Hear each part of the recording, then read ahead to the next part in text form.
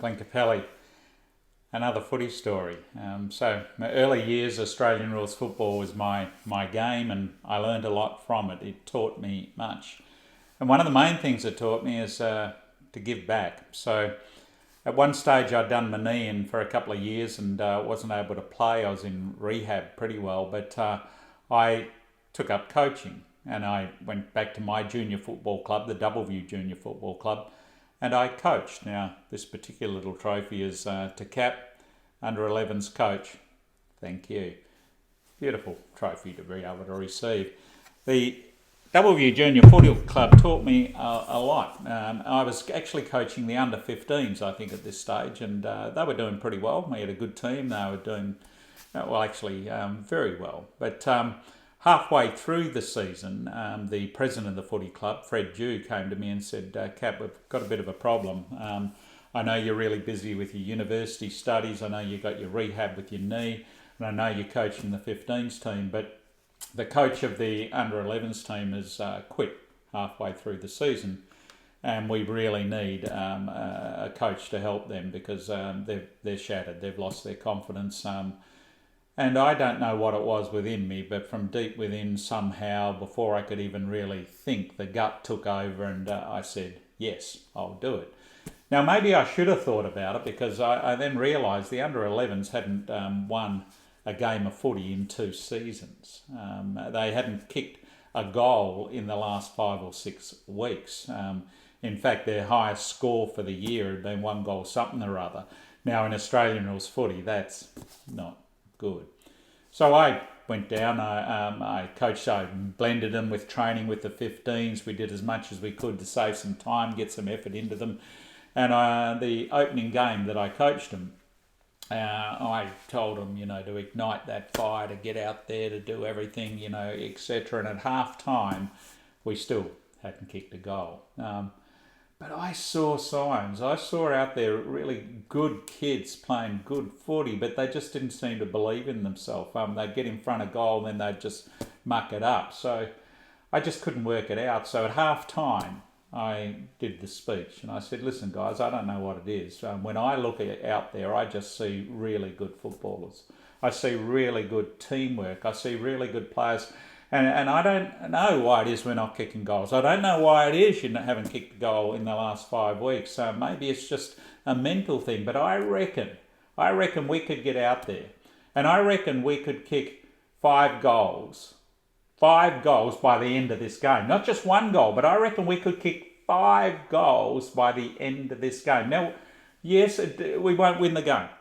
We're already 10 goals down, but I reckon we could win within ourselves by kicking 5 goals by the end of this game. Now, what do you reckon? And there was pretty well absolute silence.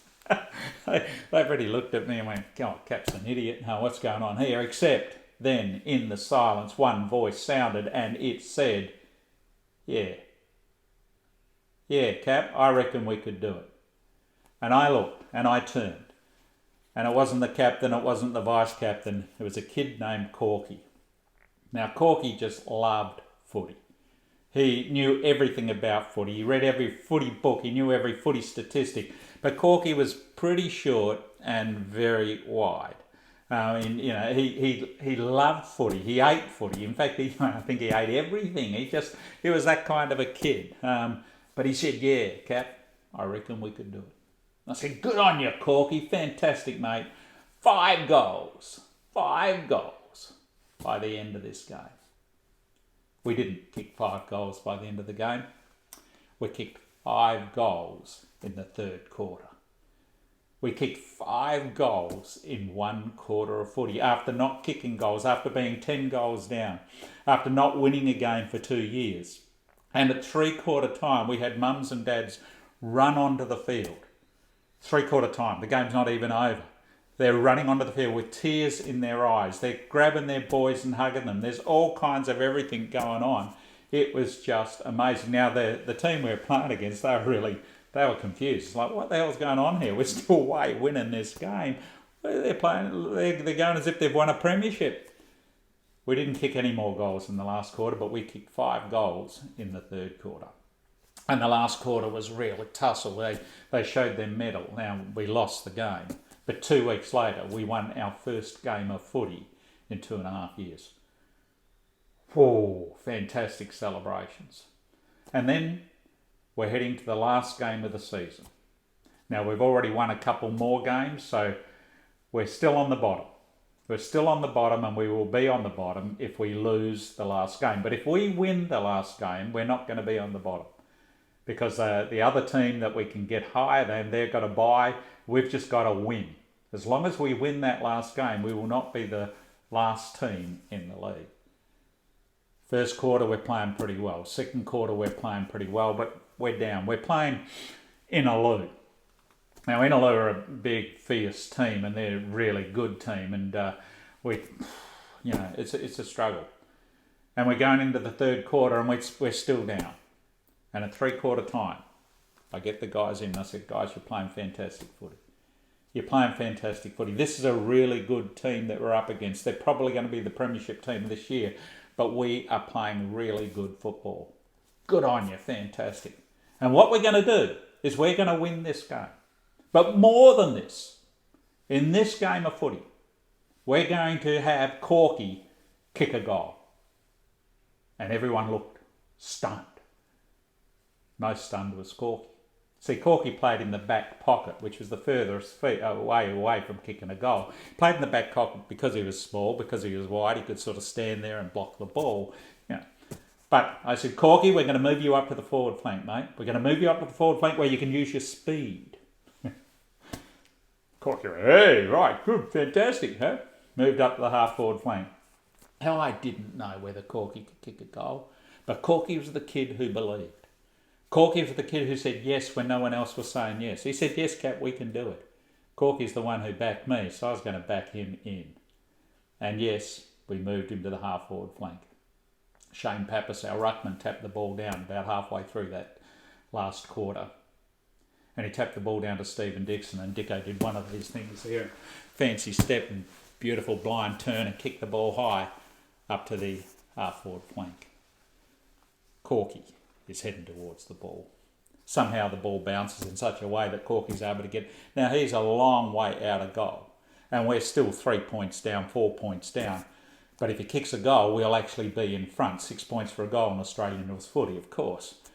So he gets the ball and he boots it. Now, it is a mongrel kick. It is a mongrel punt, we used to call them. And the fullback comes out towards the ball. He's going to block the ball, but it bounces in front of the fullback and it goes over his head, and it does one of these turns and twists that only the Australian rules oval-shaped ball can do, and it bounces sideways. So it does a leg break, does an off break, keeps tumbling, goes straight through the middle of the goals. Corky has kicked a goal.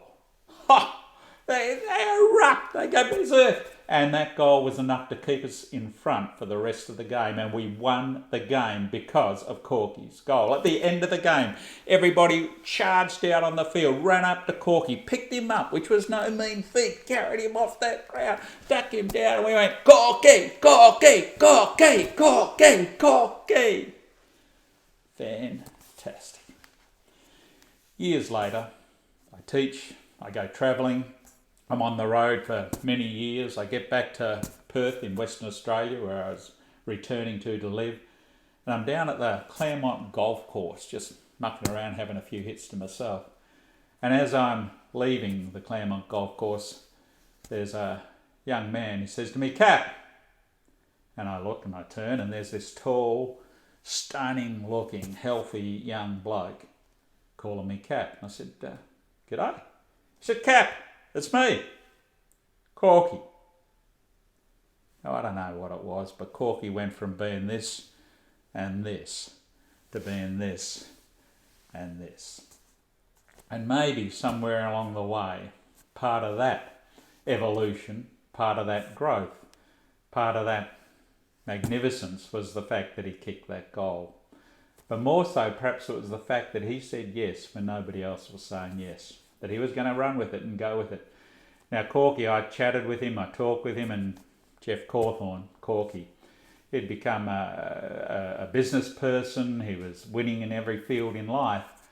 And maybe we get to win in some of the fields in life because somewhere along the way someone has believed in us, and they've believed in us because we were the kind of human being who believed in others. We were the kind of people that said, yes, turned on the yes voice. Corky, you are magic, mate. Good on you. Glenn Capelli, good learning. Ready to rock and I wanna succeed. Been down for a while, out on the road. Gritted my teeth, been about to explode. There's a stirring, a whirring, a wind at my back. There's a sparkle igniting. It's good to be back.